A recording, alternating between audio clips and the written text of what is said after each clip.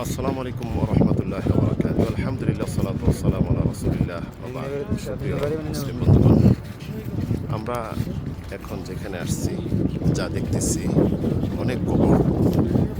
এখানে বাংলাদেশের মতো নয়, এখানে কবর শুধু পাথরে দিয়ে নিশানা আছে।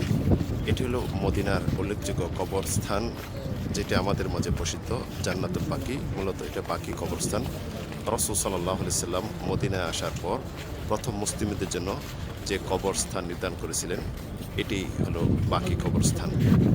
রাসূল সাল্লাল্লাহু আলাইহি সাল্লাম এই কবরে এসে জিয়ারত করেছেন। অসংখ্য সাহাবীদের এখানে কবর রয়েছে।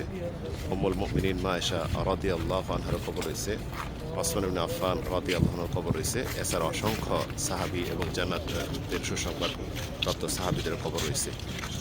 আমাদের উচিত হলো এই কবরস্থানে যখন আসব কবরবাসীদেরকে সালাম দিব। রাসূল সাল্লাল্লাহু আলাইহি সাল্লাম এসে সালাম দিয়েছেন। এই অনেক দোয়া আমাদেরকে শিক্ষা দিয়েছেন। তার মাঝে একটি দোয়া হলো, রাসূলুল্লাহ রাত্রিতে একদিন আসলেন এবং এসে সালাম দিলেন, আসসালামু আলাইকুম দারা কওমে মুমিনিন আতাকুম মা তুআদুন গাদান মুআজ্জালুন আসাল্লাহু লানা ওয়া লাকুম আফিয়া।